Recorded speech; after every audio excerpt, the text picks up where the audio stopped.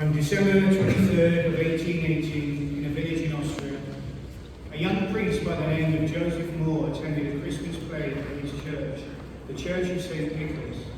The play in the season had put him in a quiet, reflective mood, so he decided to take a long walk home from the church. His walk took him upon a hillside that overlooked the village he had just left, and as he gazed out over the frozen landscape, he was touched by the peaceful, snow-covered view. The Napoleonic Wars had just ended, so the quiet and the beauty of the peaceful scene was striking and especially meaningful. As he stood looking at the silent scene, he was reminded of a poem he had written a couple of years before, about the night when the angels announced the birth of the long-awaited Messiah to shepherds on a hillside. He decided those words would make a good carol for his Christmas Eve service, so the next day he took his poem to the church to meet with the church organist, a man named Franz Gruber, to see if he could quickly write a melody. The story goes that the church organ wasn't working. There are lots of variations on the story. Some suggest the organ had been damaged by mice. Some say it rusted. Others attribute it to flood damage. And still others say it wasn't actually working. It was working, but just barely. In any case, the organist set about writing a song that could be accompanied by a guitar rather than an organ. With a short notice, Gruber kept it simple, almost like a lullaby, and in its simplicity, the music and the words combined to make a beautiful song of peace and hope.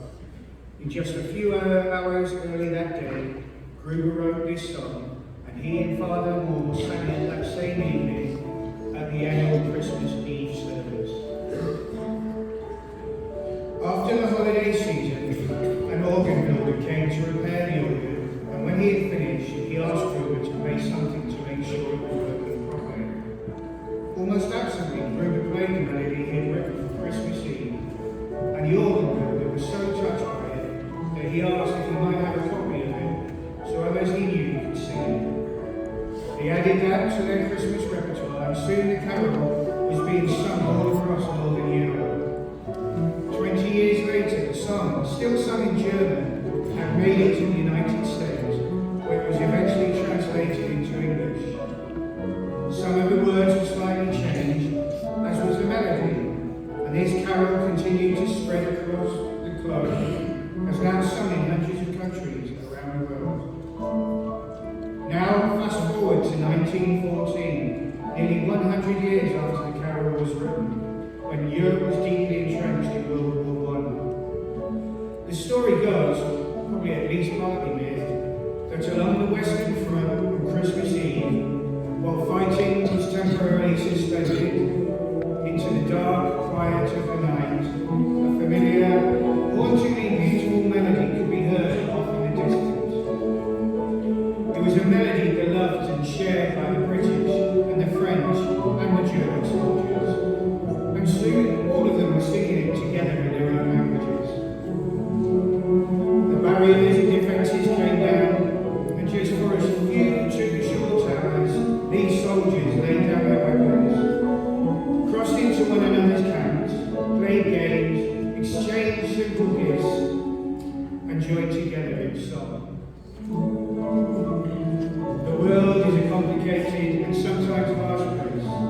We separate ourselves into this group and that, over issues and property and nationality. But we are all God's beloved. We are all called as children of God to join together in stillness and peace and love, to turn our eyes away from ourselves and look instead upon the beauty and perfection of God. Thank you.